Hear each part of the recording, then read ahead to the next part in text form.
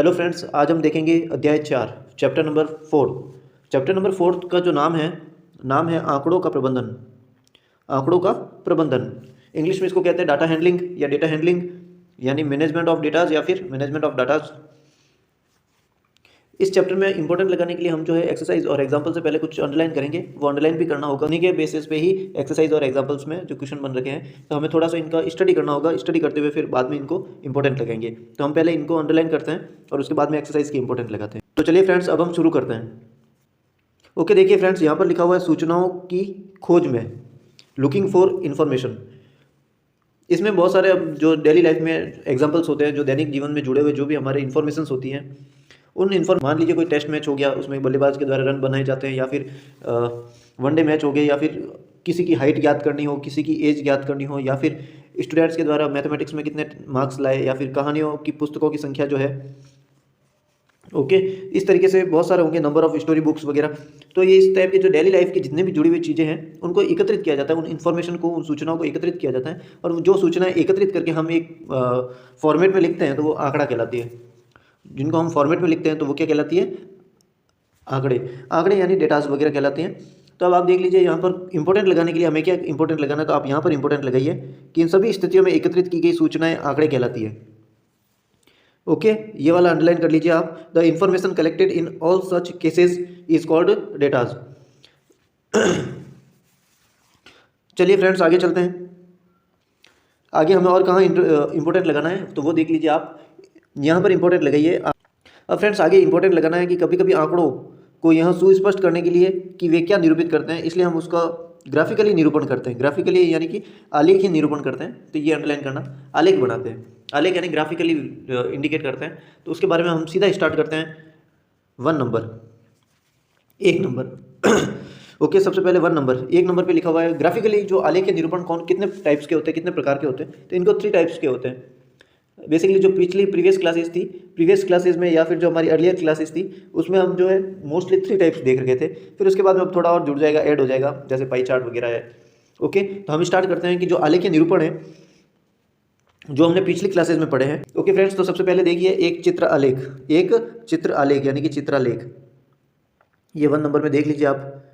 Okay, अब देखिए friends, यहाँ पर फर्स्ट नंबर तो है एक चित्र आलेख यानी कि पिक्टोग्राफ कहते हैं इसको। संकेतों का प्रयोग किया जाता है। आंकड़ों का चित्रीय निरूपण करने में संकेतों का प्रयोग किया जाता है। आंकड़ों को चित्रीय निरूपण यानी कि ग्राफिकली जो निरूपण करते हैं, तो उन चित्रीय निरूपण करने के लिए क्या किया जाता है, तो संकेतों का प्रयोग किया जाता है, चित्र के रूप में किया जाता है।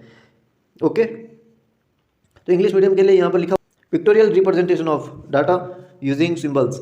ओके, तो यहाँ पर किसी न किसी संकेत का प्रयोग किया होगा। जैसे कि हम इलेक्शन जो वोट देने जाते हैं तो वहाँ पर भी किसी न किसी या वहाँ पर भी किसी न किसी सिंबल या फिर किसी न किसी चित्र का प्रयोग किया गया होता है, किसी न किसी चित्र का प्रयोग होता है। एज इट इज़ उसी तरीके से यहाँ पर भी चित्र या डायग्राम का प्रयोग होगा। तो देख लीजिए आप, फर्स्ट नंबर पे तो है चित्रालेख। यहाँ पर कार्ड्स वगैरह बना रखी है और उनकी जो है कारों की जो प्रदर्शित किया हुआ है, इन कारों को, इन कार की जो है उत्पादन जो है, प्रोडक्शन ऑफ कार्स जो है वो वहाँ पे लिखा हुआ है कि जुलाई महीने, अगस्त महीने, सितंबर महीने में किस तरीके से हुआ। तो ये चित्रालेख देखना है। फिर उसके बाद में हम आगे चलते हैं। तो सेकंड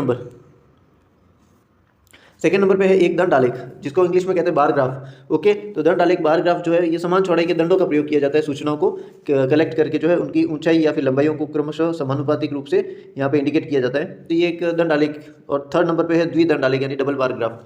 ये 2 दंड बन जाएंगे, यानी कि कोई ना कोई पर्टिकुलर किसी न किसी सब्जेक्ट को ले लीजिए आप। जैसे गणित में 2005-06 और 6-7 में जो व्हाइट कलर का है 2005-06 को इंडिकेट करेगा और सेशन 2006-07 को इंडिकेट करेगा ब्लैक कलर वाला। और इस तरीके से डबल बार बन जाएंगे और यहाँ पर विद्यार्थी द्वारा प्राप्त अंक हो जाएंगे, marks obtained by a student. Okay, किसी स्टूडेंट के द्वारा इस सेशन में और इस सेशन में, दोनों सेशन में मैथमेटिक्स और अलग अलग सब्जेक्ट वाइज इसका जो है डबल बार ग्राफ का यूज़ किया जाएगा। तो ये हमारे 3 थे। ओके फ्रेंड्स, आगे चलते हैं। आगे इंपॉर्टेंट के लिए कौन सा रहेगा, तो इंपॉर्टेंट के लिए आप देख लीजिए फ्रेंड्स, इनमें इंपॉर्टेंट के लिए क्या रहेगा, सेकंड नंबर है और थर्ड नंबर है। ये इंपॉर्टेंट के लिए इनको जो है सेकंड और थर्ड नंबर को आप इंडिकेट कर दीजिए। सेकंड में क्या हो जाएगा, स्कूल ABC पैदल चलने वालों के लिए हो जाएगी और स्कूल ABC साइकिल वालों के लिए हो जाएगी। यानी कि यहाँ पर डबल बार नहीं बनेगा, द्विदंड नहीं बन के त्रिदंड बन जाएंगे, ट्रिपल बार हो जाएगा। ओके, और नेक्स्ट जो है आपके यहाँ पर भी इसको जो है टीम का जो है ODI में जितने का परसेंटेज दे रखा है उसके अनुरूप जो है हमें ग्राफ बनाना होता है। तो ये दोनों इंपॉर्टेंट है, आप इसको इंपॉर्टेंट लगा दीजिए। फिर हम आगे चलते हैं, आगे और क्या क्या इंपॉर्टेंट होंगे। आगे लिखा हुआ है फ्रेंड्स यहाँ पे वृत्त आलेख। क्या लिखा हुआ है? वृत्त आलेख। वृत्त आलेख को इंग्लिश में कहते हैं सर्किल ग्राफ। ओके, और इसका अनदर नेम है, दूसरा नाम भी है, पाई चार्ट भी कहा जाता है इसको। ओके फ्रेंड्स, तो वृत्त आलेख में क्या होता है, इसमें एक दिन में 24 घंटे होते हैं, 24 आवर्स होते हैं, और उनके अनुरूप जो है सर्कल में उसको इंडिकेट किया गया है। और एज इट इज़ उसी तरीके से आप इसको परसेंटेज में भी लिख सकते हैं। परसेंटेज में लिखना होगा तो फिर 360 कंप्लीट जो सर्कल होगा वो 360 का हो जाएगा, यानी कि यहाँ से स्टार्ट करके वापस यहाँ पहुँचेंगे तो 360 डिग्री एंगल हो जाएगा और उसके अनुरूप परसेंटेज भी हो जाएगा। ओके फ्रेंड्स, तो ये वृत्त आलेख है, इसका देखना है। तो अब देखिए आप यहाँ पर एक और चीज़ यहाँ पर लिखा हुआ आप देखिए कि सोने जो त्रिज्या खंड है वो त्रिज्या खंड बने हुए अलग अलग त्रिज्या के द्वारा बनाए गए खंड है सर्किल में। इसमें अगर पूछा है यहाँ पर कि सोने के घंटों की संख्या क्या होगी, तो नीचे तो पूरे दिन के 24 घंटे हो गए और ऊपर जो है 8 घंटे हो गए, यानी 1/3। ऊपर और नीचे जिसका भाग जाता है भाग दे दिया करते हैं, क्योंकि फ्रैक्शन या फिर जो भिन्न है उसमें 8 का भाग जा रहा है, तो हमेशा कोई भी भिन्न होती है उसको सरल फॉर्म में, सिंपल फॉर्म में बनाई जाती है। और यहाँ पर देखिए, यहाँ पर और अपने जो है दूसरा में लिखा हुआ है स्कूल के घंटों की संख्या क्या होगी, तो स्कूल के 6, नीचे पूरे 24 घंटे दिन के हो गए, तो ये 1/4 हो गया, 1/4। ओके, स्कूल का जो है 1/4 हो गया, 1/4 अनुपातिक भाग होगा त्रिज्या खंड का। ओके फ्रेंड्स, तो इसको ध्यान रखना और मेन यहाँ पे अंडरलाइन कर लीजिए, वृत्त आलेख पाई चार्ट भी कहलाता है। वृत्त आलेख पाई चार्ट भी कहलाता है। A circle graph is also called a pie chart. Okay friends, आगे बढ़ते हैं। अब फ्रेंड्स इसमें इंपॉर्टेंट क्या है, तो इसमें इंपॉर्टेंट के लिए देखिए आप, इसमें इंपॉर्टेंट फर्स्ट नंबर ही इंपॉर्टेंट है। प्रयास कीजिए, डू दिस या फिर ट्राई दिस। ओके, प्रयास कीजिए में फर्स्ट नंबर क्वेश्चन है, निम्नलिखित पाई चार्टों में से प्रत्येक आपकी कक्षा के बारे में विभिन्न प्रकार की सूचना देता है, तो इनमें से प्रत्येक सूचना को निरूपित करने वाला वृत्त का भाग ज्ञात कीजिए। Each of the following pie charts gives you a different piece of information about your class, find the fraction of the circle representing each of this information. इस तरीके से आपका कोई क्वेश्चन रहेगा, तो इसको आपके फर्स्ट नंबर का जो क्वेश्चन है वो इंपॉर्टेंट है, आपको सेकंड नंबर का इंपॉर्टेंट लगाने की जरूरत नहीं है। सेकंड नंबर वाला खुद ही क्वेश्चन ये ठीक है, कोई मतलब नहीं, आप फर्स्ट वाला ही इंपॉर्टेंट है। और इसके बाद में आप आगे चलिए, यहाँ पर लिखा हुआ है पाई चार्टों को खींचना, drawing pie chart. Pie chart कैसे खींचा जाता है, तो देखिए फ्रेंड्स, पाई चार्ट खींचने का एक प्रोसेस है। प्रोसेस क्या रहता है कि आप देखिए यहाँ पर लिखा हुआ है, ये आप इसको इंडेक्स को देख लीजिए, यानी कि जो स्टूडेंट्स हैं तो वो किसको ज़्यादा प्रेफर करते हैं, यानी कि उनको सबसे ज़्यादा पसंद क्या है, तो प्रेफर करने के लिए, उनको पसंद करने के लिए क्या होता है, चॉकलेट फ्लेवर जो होगा वो 50% है, चॉकलेट फ्लेवर 50% है, इसके अलावा वेनिला फ्लेवर 25% है, और 25% जो है वो अदर फ्लेवर है, कोई भी चलेगा इनको। तो इस तरीके से ये पूरा 100% हो गया। तो इसमें क्या होता है कि आप देख लीजिए यहाँ पे 50% का सबसे पहले भिन्न बनाया, भाग बनाया, तो 50% 50/100 परसेंटेज में /100 लिखा जाएगा, परसेंटेज हटेगा तो। और नीचे आपके देख लीजिए 25/100, इसके नीचे 25/100, यानी कि कंप्लीट पोर्शन में अगर देखा जाए तो ये 50% है, यानी कि पूरे सर्कल का हाफ बन जाएगा, आधा बन जाएगा। ओके, तो ये देख लीजिए आप यहाँ पर पूरा आधा बना हुआ है, ये देख लीजिए इसमें, इस डायग्राम में। ओके, पूरा आधा बना हुआ है चॉकलेट। और यहाँ पर आप इसको एंगल वाइज भी लिख सकते हैं, 360 डिग्री का आधा 180, तो ये देख लीजिए इस डायग्राम में 180 बना हुआ है, एरो वाला डायग्राम में इसमें। ओके फ्रेंड्स, फिर आगे देखिए, आप आगे देखेंगे तो यहाँ पर आप देख लीजिए, तो आगे इनका 1/4 भाग और इसका भी 1/4 भाग, यानी कि यहाँ पर भी 360 का 1/4 और यहाँ पर भी 360 का 1/4, 90 डिग्री के। तो ये देख लीजिए, एक तो ये 90 डिग्री का हो गया, ये 90 डिग्री का हो गया। इस तरीके से पाई चार्ट की रचना होती है। आप इसको फ्रैक्शन भिन्न के रूप में भी लिख के पाई चार्ट बना सकते हैं, और मोस्टली जो है आपको मेनली अगर इसको पाई चार्ट बनाना है तो आपको डिग्री में, एंगल में कन्वर्ट करके ही बनाना पड़ेगा। क्योंकि ये देख लीजिए फ्रेंड्स, यहाँ पर एक सर्कल बनता है और सर्कल की ये रेडियस है, त्रिज्या है, और अगर हम यहाँ से स्टार्ट करते हैं, यहाँ से ये डॉट दिख रहा है आपको, यहाँ से स्टार्ट करते हैं और पूरा घूम के यहाँ तक आते हैं तो 360 डिग्री बनता है। तो इसलिए यहाँ पर आप देख लीजिए सब जगह 360 का 1/2, 360 का 1/4 लिखे हुए फ्रेंड्स, ये लिखे हुए सब जगह आप देख लीजिए, 360 के अलग अलग भाग लिखे हुए। ओके, ये देख लीजिए इसमें। चलिए फ्रेंड्स, आगे एग्जाम्पल नंबर 1 ये लिखा हुआ, ये इंपॉर्टेंट लगा दीजिए आप, एग्जाम्पल नंबर 1 इंपॉर्टेंट लगा दीजिए।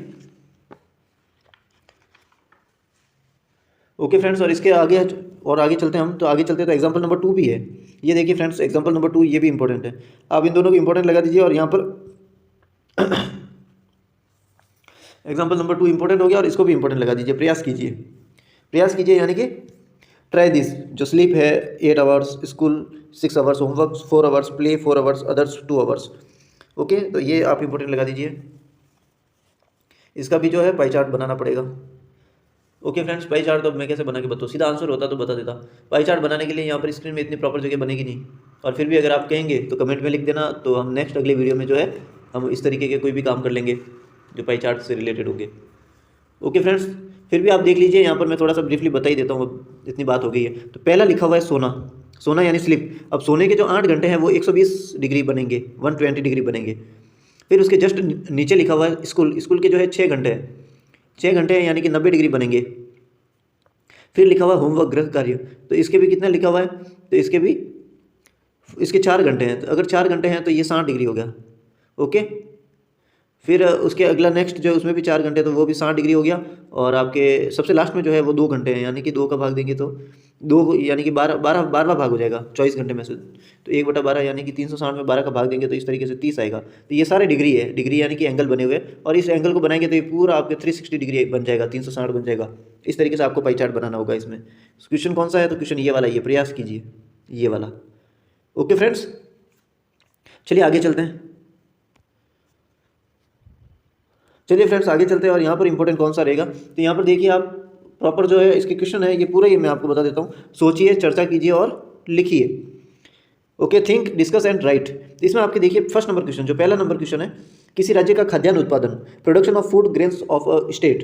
तो खाद्यान्न उत्पादन में जो है कौन कौन से चार्ट का प्रयोग होगा। ओके, यहाँ पर आपके क्वेश्चन भी लिख रखा है, तो आप इसको आसानी से देख भी सकते हैं। ये लिखा हुआ है कि निम्नलिखित आंकड़ों को दर्शाने के लिए किस प्रकार का आलेख उपयुक्त रहेगा, यानी कौन सा चार्ट बनेगा। ओके, तो कौन सा आलेख बनेगा, तो आलेख बनने देखने के लिए आप देख लीजिए आप फ्रेंड्स। यहाँ पर सबसे पहला क्वेश्चन है ये किसी राज्य का खाद्यान्न उत्पादन करने के लिए, तो यहाँ पर बनेगा दंड आलेख। क्या बनेगा? दंड आलेख। ओके फ्रेंड्स, यहाँ पर क्या बनेगा? दंड आलेख। पहले का आंसर रहेगा दंड आलेख। ओके, दंड आलेख को इंग्लिश में कहेंगे बार ग्राफ। ओके, फिर उसके बाद में है नेक्स्ट क्वेश्चन है, अगला सवाल है, व्यक्तियों के एक समूह के भोजन की पसंद, व्यक्तियों के एक समूह के भोजन की पसंद, choice of food for a group of people. तो इसका आंसर क्या रहेगा? तो इसका आंसर रहेगा वृत्त आलेख। वृत्त आलेख यानी कि पाई चार्ट। क्या रहेगा इसका आंसर? वृत्त आलेख, या तो आप इसको वृत्त आलेख लिखिए या फिर इसको पाई चार्ट लिखिए। ओके, ये इसका आंसर रहेगा। फिर फ्रेंड्स ये थर्ड नंबर है, किसी फैक्ट्री के श्रमिकों के एक समूह की दैनिक आय। अच्छा, दूसरे का आंसर इंग्लिश मीडियम वालों के लिए क्या रहेगा? तो वृत्त आलेख या फिर सर्किल जो ग्राफ है, सर्किल ग्राफ भी बोल सकते हैं, या फिर इसको पाई चार्ट भी बोल सकते हैं। ओके फ्रेंड्स, चलिए आगे चलते हैं। Third number question, third number question में क्या है, किसी फैक्ट्री के श्रमिकों के एक समूह की दैनिक आय, the daily income of a group of factory workers. अब फैक्ट्री वर्कर्स के लिए डेली की आय जो है उसके अनुरूप कौन सा चार्ट बनेगा, तो यहाँ पर एक आयत चित्र बनेगा। ओके, क्या बनेगा? इसका आंसर रहेगा आयत चित्र। आयत चित्र भी बोल सकते हैं, दंड आलेख भी बोल सकते हैं आप। ओके, बार ग्राफ भी तो होता है, आयत चित्र ही तो है। चलिए फ्रेंड्स हम आगे चलते हैं। अब हमारा मेन तो इंपॉर्टेंट लगाने का काम यहाँ पर है प्रश्नावली में। प्रश्नावली 4.1 एक्सरसाइज 4.1, जो एक्सरसाइज 4.1 है इसमें इंपॉर्टेंट क्या रहेगा, तो इसमें इंपॉर्टेंट के लिए आप तो सबसे पहले इंपॉर्टेंट लगा दीजिए पहला क्वेश्चन, फर्स्ट नंबर। पहला क्वेश्चन खुद इंपॉर्टेंट है। ओके, किसी शहर के युवा व्यक्तियों का एक समूह, यानी a survey was made to find the type of music. ये इंग्लिश मीडियम वालों के लिए और हिंदी मीडियम वालों के लिए ये वाला क्वेश्चन है, इसमें म्यूजिक वाला है, तो इसमें आंसर ही लिख देते हैं हम लोग, सीधा आंसर ही मैं आपको बता देता हूँ। पहला लिखा हुआ है इसके अंदर, फर्स्ट नंबर क्वेश्चन है, यदि 20 व्यक्ति शास्त्रीय संगीत पसंद करते हैं तो कुल कितने युवा व्यक्तियों का सर्वे किया गया था। First number question English medium वालों के लिए रहेगा, if 20 people like classical music how many young people were served. Okay, तो इसका आंसर क्या रहेगा, तो इसका आंसर रहेगा हमारा 200 पीपल, 200 पीपल, 200 लोग। ओके फ्रेंड्स, ये इसका आंसर रहेगा। फिर फ्रेंड्स है सेकंड नंबर क्वेश्चन, किस प्रकार का संगीत सबसे अधिक व्यक्तियों द्वारा पसंद किया गया, which type of music is liked by the maximum number of people. Okay, तो इसका आंसर क्या रहेगा, सबसे ज़्यादा कौन सा म्यूजिक जो है पसंद किया गया, तो सबसे अधिक व्यक्तियों द्वारा मनोरंजक संगीत पसंद किया गया, जो ये मनोरंजक संगीत है ये वाला पसंद किया गया। ओके, इंग्लिश मीडियम वालों के लिए लाइट म्यूजिक, कौन सा music, light music is liked by the maximum number of people. फिर आता है थर्ड नंबर क्वेश्चन, यदि कोई कैसेट कंपनी वाला है, कैसेट कंपनी है तो ये वाला है थर्ड नंबर क्वेश्चन, तो इसके अलग अलग आंसर रहेंगे, तो इसका भी आंसर लिख दीजिए। सेकंड नंबर का तो हो गया ना मनोरंजक, मनोरंजक इसलिए है क्योंकि ये सबसे ज़्यादा परसेंटेज है, 40% इसी का ही है, इसलिए ये इसका सही आंसर है। फिर आता है थर्ड नंबर क्वेश्चन जो है कैसेट कंपनी का, तो कैसेट कंपनी का आप आंसर लिख दीजिए फ्रेंड्स। कैसेट कंपनी का आप आंसर लिखने के लिए क्वेश्चन तो हमारा ये वाला है, इसका आंसर अलग अलग में निकलेगा, तो इसका सेपरेटली देखें आप, तो शास्त्रीय संगीत की कितनी सीढ़ियाँ निकलेगी, किसकी, शास्त्रीय संगीत की, तो शास्त्रीय संगीत जो है इंग्लिश में इसको क्लासिकल कहेंगे, तो शास्त्रीय संगीत की तो यहाँ पर सीढ़ी होगी 100 सीढ़ी। फिर सेकंड नंबर पे है उपशास्त्रीय, उपशास्त्रीय की कितनी सीढ़ी होगी, तो उपशास्त्रीय यानी सेमी क्लासिकल की होगी 200 सीढ़ीज। ओके, थर्ड नंबर पे हम इसके पड़ोस में चलते हैं, इसके पड़ोस में कौन सा है, तो इसके पड़ोस में है मनोरंजक, मनोरंजक की कितनी सीढ़ीज होगी, तो मनोरंजक की हम अगर इसको मनोरंजक की देखें तो 400। फिर इसके अलावा नेक्स्ट आगे और देखें तो मनोरंजक के में 400 है, और लास्ट बची है लोक संगीत की, लोक संगीत यानी फोक म्यूज़िक की होगी 300। ऐसे करके आप ऐड कीजिए, इन सबको जोड़ दीजिए, तो 400, 300, 700 और 300 हो गए 1000। तो ये हमारा क्वेश्चन था ही, यानी कि कैसेट कंपनी 1000 CD बनाती है, ठीक है। तो ये इसी के अनुपात में, इसी रेशियो में अपनी CDs बनाएगी। ओके फ्रेंड्स, ये फर्स्ट नंबर क्वेश्चन इंपॉर्टेंट था। एक तो ये फर्स्ट नंबर क्वेश्चन जो हमने इंपॉर्टेंट और इसके आंसर देख लिए। इसके बाद में और वो नोट कर लीजिए, फोर्थ नंबर क्वेश्चन। कौन सा क्वेश्चन है फ्रेंड्स? फोर्थ नंबर क्वेश्चन, ये वाला फोर्थ नंबर क्वेश्चन। चौथा नंबर क्वेश्चन, संलग्न पाई चार्ट एक विद्यार्थी के द्वारा किसी परीक्षा में हिंदी, अंग्रेजी, गणित, सामाजिक विज्ञान और विज्ञान में प्राप्त किए गए अंकों को दर्शाता है। यदि उस विद्यार्थी द्वारा प्राप्त किए गए कुल अंक 540 थे तो निम्नलिखित प्रश्नों के उत्तर दीजिए। ओके, इंग्लिश मीडियम वालों के लिए ये क्वेश्चन रहेगा। The adjoining pie chart gives the marks scored in an examination by a student in Hindi, English, Mathematics, Social Science and Science. If the total marks obtained by the students were 540, answer the following questions. ये question रहेगा। तो इसमें भी 3 question है, इसके अंदर भी जो है 3 क्वेश्चन है। तो इसमें पहला क्वेश्चन जो है, फर्स्ट नंबर क्वेश्चन है, उसका आंसर क्या रहेगा? तो पहला क्वेश्चन जो है, किस विषय में विद्यार्थी ने 105 अंक प्राप्त किए? Okay, in which subject did the student score 105 marks? तो कौन से सब्जेक्ट में विद्यार्थी ने 105 अंक प्राप्त किए? तो इसका आंसर रहेगा 70% वाला जो है, 70% वाला कौन सा है? हिंदी। तो इसका आंसर रहेगा हिंदी। हिंदी विषय में जो है ये मार्क्स, अगर आप इसका 70% निकालेंगे तो 70% के हिसाब से 105 आ जाएगा। ओके, फिर इसका है second number question. Second number question है, उस विद्यार्थी ने गणित में हिंदी से कितने अधिक अंक प्राप्त किए? तो हमारे को फिर मैथमेटिक्स का भी मार्क्स निकालने पड़ेंगे। मैथमेटिक्स के निकालेंगे और हिंदी के तो निकल चुके हैं 105, 105। अब मैथमेटिक्स के निकालेंगे हम, तो मैथमेटिक्स के हो जाएंगे आपके जो भी बन जाएंगे मैथमेटिक्स के 90 के हिसाब से, जिस हिसाब से बनना होगा तो वो बन जाएंगे। और 135 में से 105 को आप सब्ट्रैक्शन करोगे, घटाओगे तो 30 आ जाएगा, ठीक है। तो गणित में हिंदी से 30 अंक अधिक प्राप्त किए। सेकंड का आंसर रहेगा 30 अंक अधिक प्राप्त किए, ये रहा 30। ओके फ्रेंड्स, फिर चलते हैं हमारा third number question. Third number question है, जांच कीजिए कि क्या सामाजिक विज्ञान और गणित में प्राप्त किए गए अंकों का योग विज्ञान और हिंदी में प्राप्त किए गए अंकों के योग से अधिक है। Examine whether the sum of the marks obtained in social science and mathematics is more than that in science and Hindi.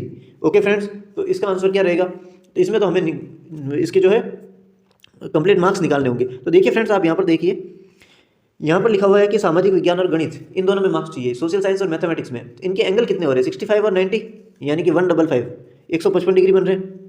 Okay, ये तो थे अपने सोशल साइंस और मैथमेटिक्स, सामाजिक विज्ञान और गणित के। फिर सेकंड ऑप्शन में हमारे इसी में लिखा हुआ है कि विज्ञान और हिंदी में चाहिए, यानी साइंस में और हिंदी में। तो ये अगर आप इनको ऐड करेंगे 80 और 70 को, तो 150 डेट्स होंगे।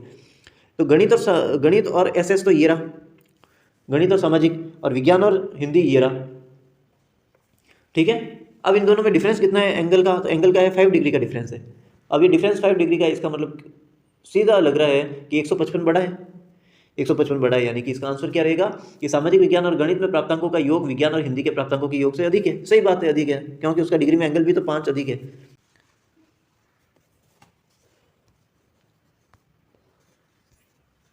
फिर अपने ये देखिए, यहाँ पर टॉपिक लिखा हुआ है एक, संयोग और प्रायिकता, चांस एंड प्रोबेबिलिटी। इसमें आपको कुछ नहीं करना है, यहाँ पर थोड़ी सी आप जानकारी लेनी है, थोड़ा सा स्टडी करना है कि हम जब बरसात लेकर जाते हैं तो 2 ही सीन रहते हैं, या तो बरसात आएगी या फिर बरसात नहीं आएगी, बारिश होगी या फिर नहीं होगी। अगर टेस्ट में कोई स्टूडेंट टेस्ट देने जा रहा है तो या तो वो देगा या फिर कहीं फरार हो जाएगा, ठीक है। 2 ही कंडीशन रहेगी, या तो उसका संयोग रहेगा या प्रायिकता रहेगी, ठीक है। अगर वो अच्छी तैयारी कर लेता है तो 5 में से 4 अध्याय अच्छी तरीके से वो कर लेता है, तो वो बड़ा प्रश्न भी उसमें पूछ ले तो वो आसानी से उसमें, छोड़ो इसको। फिर इसके अलावा जो भी है, अगर सही समय पर पहुंच गया तो ट्रेन हमें मिल जाएगी, इस तरीके से संभावना वाली बात होती है। जो संभावना या संयोग या कोई चांस बनता है तो उससे रिलेटेड होगा। ओके फ्रेंड्स, टिकट खरीदते हैं तो प्रतिकसा सूची में हम संयोग का सहारा लेते हैं, इस तरीके से ये थोड़ा सा आप पढ़ लेना, ये कोई बड़ी बात नहीं है। और कोई परिणाम प्राप्त करना ये भी है, तो गेटिंग अ रिजल्ट, ये कोई नॉर्मल बात है, कोई बड़ी बात है नहीं। ये देखिए फ्रेंड्स, यहाँ पर लिखा हुआ है, यदि आप स्कूटर चलाना प्रारंभ करें तो परिणाम क्या होंगे? यदि आप स्कूटर चलाना प्रारंभ करें तो परिणाम क्या होंगे? तो 2 ही परिणाम हो सकते हैं, स्कूटर चलाने के संभावित परिणाम जो है 2 ही होंगे, या तो वो चलेगा या फिर नहीं चलेगा, स्टार्ट होगा या नहीं होगा। फिर सेकंड नंबर क्वेश्चन है, जब एक पासा जो डाई है उसको फेंका जाता है तो 6 परिणाम क्या क्या हो सकते हैं? तो उसके 6 परिणाम, 6 रिजल्ट क्या क्या हो सकते हैं? तो ये क्वेश्चन इंग्लिश मीडियम वालों के लिए, when a die thrown what are the 6 possible outcomes. और फर्स्ट नंबर का इंग्लिश मीडियम वालों के लिए, if you try to start a scooter what are the possible outcomes. तो ये सेकंड वाला है, पासे को डाई को फेंका जाता है, तो इसके 6 परिणाम कौन कौन से होंगे? तो 6 परिणाम या तो होगा 1, या होगा 2, या होगा 3, या 4, या 5, या फिर 6। ये 6 परिणाम होंगे। ओके, ये 6 के 6, इनमें से कोई एक अंक आएगा, कोई ना कोई एक सिंगल जो है सिंगल डिजिट नंबर आएगा, कोई भी हो सकता है इसमें। फिर फ्रेंड्स नेक्स्ट क्वेश्चन है, अगला क्वेश्चन है कि थर्ड नंबर क्वेश्चन है, आगे चलते हैं। पहले ये थर्ड नंबर है कि एक पहिए को घुमाएंगे, एक पहिए को घुमाएंगे तो संभावित परिणाम क्या होंगे, इसकी सूची बताइए। परिणाम का अर्थ ये है कि जो भी आप घुमाने पर कहाँ पर रुकेगा उस हिसाब से है। तो इंग्लिश मीडियम वालों के लिए ये क्वेश्चन है, when you spin a wheel shown what are the possible outcomes. तो ये इसके आउटकम्स क्या क्या होंगे, तो अब देखिए आप इसका क्या रहेगा आंसर। तो पहिए को घुमाएंगे तो फिर पहिया या तो ए त्रिज्या खंड पर रुकेगा, या तो ए त्रिज्या खंड पर रुकेगा, या फिर बी त्रिज्या खंड पर रुकेगा, या फिर सी त्रिज्या खंड पर रुकेगा, किसी एक पर रुकेगा। ठीक है, तो संभावित परिणाम ये तीन है। फिर अगला क्वेश्चन है, तो अगले क्वेश्चन में क्या पूछ रखा है अपने, तो ये आपके पास एक थैला है और उसमें से अलग अलग रंगों की 5 गेंद है, उसमें अलग अलग कलर दिखाई दे रहा है। आप देख लीजिए इसको, अलग अलग कलर दिखाई दे रहे हैं, या तो वाइट है, रेड है, ब्लू है, ग्रीन है, येलो है। ओके, ये रहा येलो। तो ये 5 बॉल है, 5 गेंद है। ओके, अलग अलग कलर की है और बिना देखे इसमें से एक गेंद निकालनी है, तो प्राप्त होने वाला परिणाम क्या होगा। इंग्लिश मीडियम वालों के लिए क्वेश्चन है, you have a bag with 5 identical balls of different colors and you are to pull out or draw a ball without looking at it, list the outcomes you would get। अब कौन कौन से outcomes हो सकते हैं, तो आप देखिए यहाँ पर ये, या तो हम एक थैला में से कोई चीज़ बिना देखे यादृच्छिक रूप से निकालते हैं, तो या फिर उसमें से वाइट बॉल निकलेगी, वाइट यानी सफ़ेद, या फिर उसमें से रेड बॉल निकलेगी यानी कि लाल, या फिर उसमें से ब्लू बॉल निकलेगी यानी कि नीली, या फिर उसमें से ग्रीन बॉल निकलेगी यानी हरी, या फिर उसमें से येलो बॉल निकलेगी पीली। इनमें से कोई एक होगी। ओके, तो ये अपने को जो है प्राप्त होने वाले परिणाम है। ओके फ्रेंड्स, आगे चलते हैं। आगे और क्या लिखा हुआ आपके आगे, यहाँ पर देखिए आप, सोचिए, चर्चा कीजिए और लिखिए। तो क्या पहले खिलाड़ी के 6 प्राप्त करने का संयोग अधिक है, क्या पहला खिलाड़ी जो है उसके 6 प्राप्त करने का संयोग अधिक है। ये क्वेश्चन है कि एक पासे को फेंका जा रहा है, ऊपर लिखा हुआ है, तो पहला खिलाड़ी है उसके 6 प्राप्त करने का संयोग अधिक है। ओके, इंग्लिश मीडियम वालों के लिए, इन थ्रोइंग अ डाई, पासा फेंकने पर, does the first player have a greater chance of getting 6। अब गेटिंग अ 6 में क्या होगा कि आपके जो सबसे ज़्यादा संभावना है, क्या पहले खिलाड़ी के 6 प्राप्त करने का संयोग अधिक है, तो संयोग अधिक है यानी है तो पासे को फेंकते हैं तो हर बार या तो 1 आएगा, या 2 आएगा, या 3 आएगा, या 4 आएगा, या 5 आएगा, या 6 आएगा, इनमें से कोई एक आएगा। तो जरूरी थोड़ी पहले के 6 आने की संभावना अधिक है, तो नहीं, ऐसा नहीं है। ये दर्शाता है कि परिणाम की संभावना सब में बराबर है। हो सकता है पहली बार आ जाए 6, हो सकता है दूसरी बार आ जाए 6, हो सकता है तीसरी बार आ जाए, यानी कि सभी खिलाड़ियों के लिए सभी दिशाओं में 6 प्राप्त करने का संयोग समान है। हो सकता है फर्स्ट टाइम हो सकता है 6 टाइम हो, किसी भी टाइम हो, तो ये 6 परिस्थितियाँ बनेगी और 6 की 6 परिस्थितियों में समान है, किसी में भी आ सकता है। ओके फ्रेंड्स, चलिए फ्रेंड्स, आगे यहाँ पर लिखा हुआ है सम संभावित परिणाम, सम संभावित परिणाम। ओके, तो सम संभावित परिणाम में क्या होगा, तो यहाँ पे सम संभावित परिणाम में इंग्लिश मीडियम वालों के लिए लिखा हुआ है इक्वली लाइकली आउटकम्स। ओके, इसमें एक चीज़ का आपको ध्यान रखना है, ध्यान क्या रखेंगे कि जो 4 लाइन्स होगी, 4 लाइन होगी, उसके बाद में 5वीं लाइन इन चारों को काटेगी, इधर भी 4 लाइन होगी, 5वीं लाइन इन चारों को काटेगी, इधर भी 4 लाइन होगी, 5वीं लाइन इन चारों को काटेगी, यानी कि 5 दिया 15 और आगे देखिए 15 और 10 25 और यहाँ पर 2 एक्स्ट्रा यानी कि 27। तो ये देखिए फ्रेंड्स, यहाँ पर आपके 27 लिखा हुआ ही है, यानी 27 को इस तरीके से इंडिकेट किया जाता है। इसको आप थोड़ा सा पढ़ लीजिएगा। ओके, और आप यहाँ पर अंडरलाइन कर लीजिए। एक पासे के साथ भी इस तरीके से हो सकता है कि पासे को फेंके और 6 में से संख्या परस्पर लगभग बराबर हो जाती है, क्योंकि पासा फेंकने पर पहली बार आ सकता है 6, दूसरी बार आ सकता है, तो सभी के संभावित परिणाम जो है बराबर है, समान है। तो ऐसी स्थिति में हम कह सकते हैं कि प्रयोग विभिन्न परिणाम जो है सम संभावित या फिर सम प्रायिक है, इक्वली लाइकली है। इसका मतलब ये है कि सभी में प्रत्येक परिणाम आने का संयोग या चांस एक ही है। ओके फ्रेंड्स, यहाँ पर इंग्लिश मीडियम वालों के लिए यहाँ पर क्या लिखा हुआ होगा, तो इंग्लिश मीडियम वालों के लिए यहाँ पर लिखा हुआ होगा, इन such cases we may say that the different outcomes of the experiment are equally likely. This means that each of the outcomes has the same chance of occurring। ये इस तरीके से यहाँ पर लिखा हुआ होगा आपके। चलिए फ्रेंड्स, यहाँ पर लिखा हुआ और आगे देखिए आप, यहाँ पर लिखा हुआ है संयोग को प्रायिकता से जोड़ना। जो संयोग होगा, कोइंसिडेंस होगा, उसको प्रायिकता से जोड़ना, यानी लिंकिंग चांसेस टू प्रोबेबिलिटी। आप जोड़ सकते हैं, कोई दिक्कत नहीं। देखिए आप एक सिक्का उछाल रहे हैं, यानी कि टॉस कर रहे हैं और सिक्का उछाल रहे हैं, तब 2 स्थितियाँ बनेगी। कौन कौन सी बनेगी, या तो हेड आएगा या टेल आएगा। इक्वली लाइकली है, पहली बार हेड आ जाए, दूसरी बार हेड आ जाए। ओके, तो इक्वली लाइकली बोलते हैं। इक्वली लाइकली का मतलब होता है कि सम प्रायिक है। ओके, तो अगर आपको इसमें हेड चाहिए तो हेड की प्रायिकता हो जाएगी 1/2, यानी कि 2 में से एक बार हेड आएगा। और अगर आपको टेल चाहिए तो टेल की प्रायिकता भी 1/2 होगी। ओके, परिणाम 2 में से कोई ना कोई एक आएगा। हेड या टेल बोलो, हिंदी में चित या पट बोलो, सेम है। और फ्रेंड्स, इसी तरह पासे में भी यही होगा कि जब एक पासा फेंकते हैं, पासा यानी die. Okay, in case of throwing a die getting each of the outcomes, क्या क्या आउटकम्स आएंगे, तो 1 to 6 ये लिखा हुआ है यहाँ पर। देखिए यहाँ पर लिखा हुआ है 1,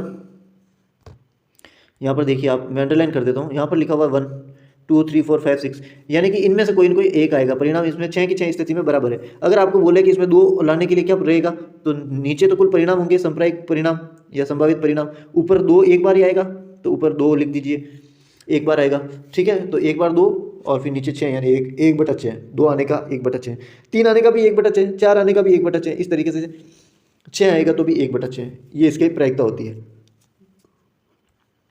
ओके फ्रेंड्स, और घटनाओं के रूप में परिणाम, घटनाओं के रूप में परिणाम का मतलब इंग्लिश में इसको कहते हैं outcomes as events.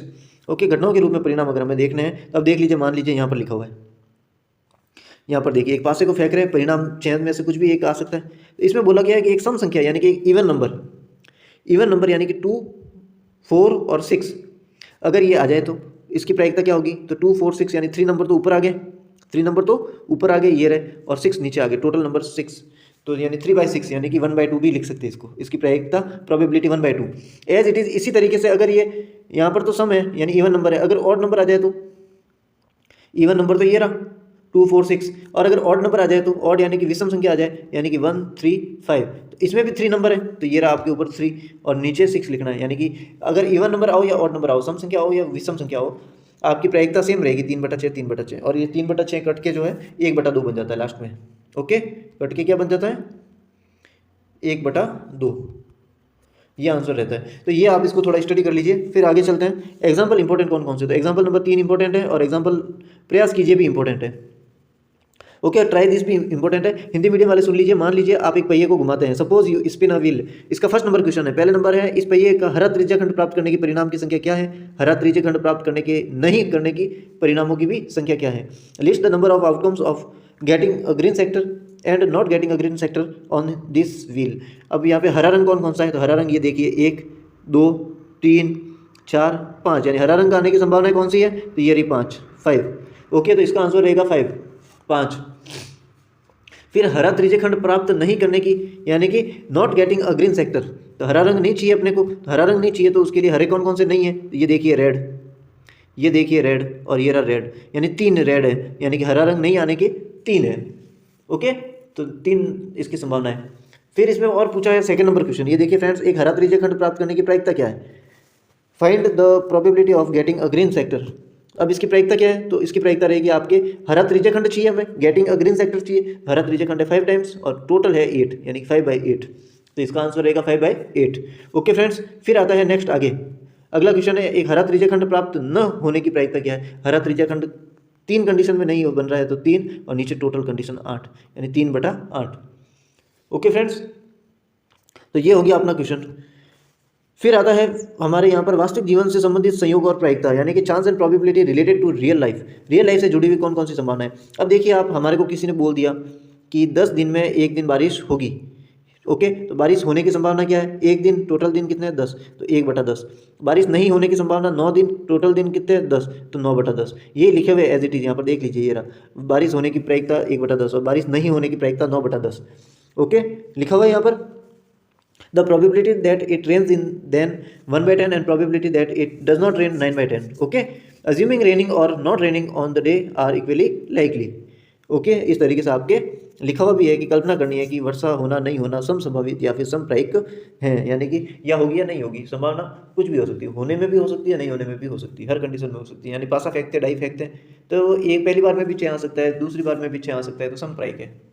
Head tail में पहली बार हेड आ सकता है, दूसरी बार भी आ सकता है, तो पहली और दूसरी दोनों परिस्थितियों में हेड आने के समप्रायिक परिणाम होंगे। ओके, इस तरीके से। ओके फ्रेंड्स, आगे चलते हैं।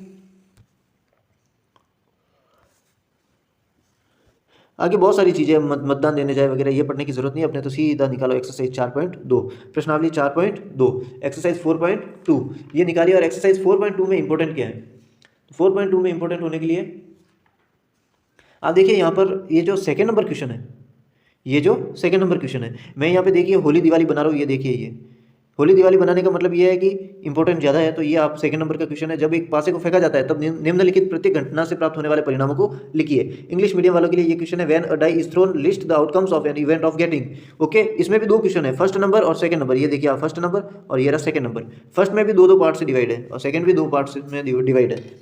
ओके, फर्स्ट भी 2 पार्ट्स में डिवाइड है, सेकंड भी 2 पार्ट्स में डिवाइड है। तो देखिए आप, फर्स्ट नंबर में है एक अभाज्य संख्या और प्राइम नंबर, यानी कि जब आप एक पासे को फेंक रहे हैं, एक डाई को फेंक रहे हैं और आपको जो है घटना में प्राप्त होने वाले परिणाम हमारे को लिखने हैं। ओके, यानी कि list the outcomes of an event of getting. अब ये प्राप्त होने में क्या प्राप्त होना है, तो पहले नंबर पे लिखा हुआ है एक अभाज्य संख्या, यानी कि अ प्राइम नंबर।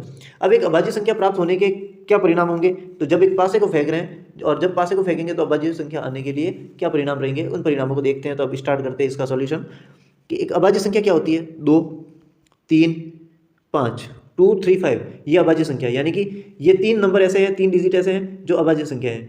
ओके, तो अब अभाज्य संख्या आने के क्या परिणाम होंगे, तो 2 3 और 5, अभाज्य संख्या आने के परिणाम ये 3 है। फिर लिखा हुआ है एक अभाज्य संख्या नहीं, एक अभाज्य संख्या नहीं, नॉट अ प्राइम नंबर। तो अभाज्य संख्या कौन सी नहीं होती है, 1 4 6, ये 3 है जो अभाज्य संख्या नहीं है। ओके फ्रेंड्स, तो ये आपके हो गया 1 4 6। इस तरीके से आपका ये सेकंड नंबर क्वेश्चन का आंसर हो गया, यानी कि पहले का सेकंड। ओके, पहले का बी। फिर आता है सेकंड नंबर क्वेश्चन, इसका ही सेकंड नंबर क्वेश्चन। 5 से बड़ी एक संख्या आने का क्या है, तो 5 से बड़ी एक संख्या है 6, तो इसका आंसर है 6, 5 से बड़ी ये संख्या ही है। फिर इसका सेकंड आंसर है, इसका भी बी, उसमें लिखा हुआ 5 से बड़ी संख्या नहीं, यानी 5 से बड़ी संख्या नहीं होनी चाहिए, यानी कि 5 तो हो सकती है, तो ये लीजिए 5, 4 भी हो सकती है, 3 भी हो सकती है, 2 भी हो सकती है, 1 भी हो सकती है, तो ये सारी संख्या हो गई 1 2 3 4 5। ओके, 5 से बड़ी नहीं है, 5 तक तो चलेगा। ओके फ्रेंड्स, चलिए अब हम आगे चलते हैं। अभी खतरनाक वाला नहीं था क्वेश्चन, अब मेन इंपॉर्टेंट क्वेश्चन है, वो है क्वेश्चन नंबर 4, सवाल नंबर 4। ये मेन इंपॉर्टेंट है और इस पे जो बचे कुछ होली दिवाली, जो बचे कुछ फटाके दिवाली को भी नहीं फोड़ेंगे, यही फोड़ देते हैं। अब ये वाला इंपॉर्टेंट है, इसको आप ज़्यादा लगा दीजिए, क्योंकि ये इस चैप्टर का सबसे अंतिम क्वेश्चन, लास्ट क्वेश्चन है जो इंपॉर्टेंट है, तो बार बार पढ़ना ही है। आपके हिंदी मीडियम वालों के लिए क्वेश्चन है, 10 पृथक पर्चियों पर 1 से 10 तक संख्या लिखी हुई है, एक पर्ची पर एक संख्या लिखी हुई है, उन्हें एक बॉक्स में रखकर अच्छी प्रकार से मिला दिया जाता है, बॉक्स के अंदर से बिना देखे एक पर्ची निकाली जाती है, निम्नलिखित की प्रायिकता क्या है। इंग्लिश मीडियम वालों के लिए ये क्वेश्चन है, numbers 1 to 10 are written on 10 separate slips, 1 number on 1 slip kept in a box and mixed well, 1 slip is chosen from the box without looking into it, what is the probability of, जिसमें एक number question है, एक number question क्या है, संख्या 6 प्राप्त करना, यानी कि 6 संख्या लाने के लिए क्या प्रायिकता है। 10 पर्चियाँ हैं, उसमें से 6 लाना है, तो 6 कितनी बार, एक बार ही आएगा, और 10 पर्चियों में से कोई भी एक आएगा तो वो 1/10 इसका आंसर रहेगा। इसकी वांछित जो प्रायिकता है वो जो है वो 1/10 हो जाएगी। ओके फ्रेंड्स, तो ये प्रोबेबिलिटी रहेगी। फिर सेकंड नंबर, इसका सेकंड नंबर क्वेश्चन है, ये लिखा हुआ आपके सेकंड नंबर क्वेश्चन, 6 से छोटी एक संख्या प्राप्त करना, getting a number less than 6, यानी कि 6 से छोटी संख्या लानी है, तो 6 से छोटी संख्या कौन सी होगी, तो 6 से छोटी संख्या लाने के लिए हमारे पास 1 2 3 4 5, 1 2 3 4 5, ये 5 है, और टोटल नंबर कितनी है, 10 है, 5/10, यानी कि मैंने आपको पहले ही बोला था कि जो कटे उनको काट दो, तो 5/10 को आप काटो तो ऊपर भी 5 का भाग जाएगा, नीचे भी 5 का जाएगा। ओके, तो किस तरीके से जाएगा, तो आप बराबर कर दीजिए और 1/2, इसका आंसर आ जाएगा 1/2। ओके, हमेशा भिन्न फ्रैक्शन होती है वो कट जाती है। फिर इसका अगला क्वेश्चन है, नेक्स्ट क्वेश्चन है थर्ड नंबर क्वेश्चन, 6 से बड़ी एक संख्या प्राप्त करना, 6 से बड़ी कोई भी एक संख्या हो सकती है, तो 6 से बड़ी कौन कौन सी है, 7 8 9 10, ये 4 नंबर है, तो 7 8 9 10 4 नंबर है, यानी कि 4/10, टोटल नंबर 10 है, तो 4/10 यानी ऊपर भी 2, ऊपर 4, ऊपर 2 का भाग गया 2, नीचे भी 2 का भाग गया 5, 2/5, 2/5 इसका आंसर है। ओके फ्रेंड्स, फिर लास्ट क्वेश्चन है इसका, लास्ट क्वेश्चन ये है, एक अंक की एक संख्या प्राप्त करना, एक अंक यानी कि सिंगल नंबर जो है, single digit, getting a 1 digit number, 1 digit कैसे ज्ञात करेंगे, 1 2 3 4 5 6 7 8 9, ये 9 संख्या ऐसी है जो 1 डिजिट है, तो इसका आंसर रहेगा 9, और टोटल नंबर है 10, 9/10, 9/10, ये इसकी वांछित प्रायिकता हो जाएगी, प्रोबेबिलिटी हो जाएगी। ओके फ्रेंड्स, ये हो गया हमारा चौथा क्वेश्चन था जो लास्ट इंपॉर्टेंट था। फिर फ्रेंड्स, मैंने आपको पहले बोल रखा है, यहाँ पर जो हमने इंपॉर्टेंट अंदर अंडरलाइन किए थे उन्हीं की ही समरी ये लिखी हुई है, और यहाँ पर लिखा हुआ है कि हमने क्या चर्चा की, व्हाट हैव वी डिस्कस्ड। तो फ्रेंड्स, इसको थोड़ा स्टडी कर लीजिए और ये अपने हो गया पूरा चैप्टर कंप्लीट। ओके फ्रेंड्स, चलिए फ्रेंड्स, ये है हमने क्या चर्चा की, व्हाट हैव वी डिस्कस्ड, जो हमने चैप्टर के अंदर जो इंटरनली हमने अंडरलाइन किए उन्हीं का ही रिपीटेशन है, तो आप इनको थोड़ा सा स्टडी कर लीजिए और इसको थोड़ा सा पढ़ लीजिए। और ये थे हमारे इंपॉर्टेंट जो भी थे इस चैप्टर में। फ्रेंड्स, अगर आपको वीडियो पसंद आया तो आप इसको लाइक कर दीजिए और कमेंट कर दीजिए, इसके अलावा जो नए हैं वो सब्सक्राइब भी कर लीजिए। और मेन चीज़ है यहाँ पर आपके अगर क्लियरिटी का मामला है कि क्लियरिटी सही ढंग से नहीं आ रही है, तो आप इसी वीडियो में ऊपर सेटिंग वाले ऑप्शन में जाके आप इसकी क्लियरिटी जो है वो आप इसकी हाई या फिर लो जिस तरीके से करनी है वो आप कर लीजिए, और स्पीड भी हाई लो करने के लिए वहाँ पर ऑप्शन रहता है। और फ्रेंड्स यहाँ पर जितने भी है वो हम इंपॉर्टेंट लगा रहे हैं। इसके अलावा जब हमारे इंपॉर्टेंट के कंप्लीट हो जाएंगे सारे चैप्टर्स, उसके बाद में हम इनके सॉल्यूशन भी करेंगे एक्सरसाइज के साथ। ओके फ्रेंड्स, पूरी एक्सरसाइज के साथ हम सॉल्व करेंगे। फिलहाल तो इंपॉर्टेंट ही लगा रहे हैं। ओके फ्रेंड्स, और इसके अलावा अगर आपको क्लास वाइज वीडियो देखना है, जैसे कि 8th क्लास का है तो 8th क्लास की प्लेलिस्ट में जाना है आपको, चैनल की प्लेलिस्ट में। 9th क्लास का वीडियो देखना है तो 9th क्लास की प्लेलिस्ट में जाना है, और 10th क्लास का देखना है तो 10th क्लास की प्लेलिस्ट में जाना है।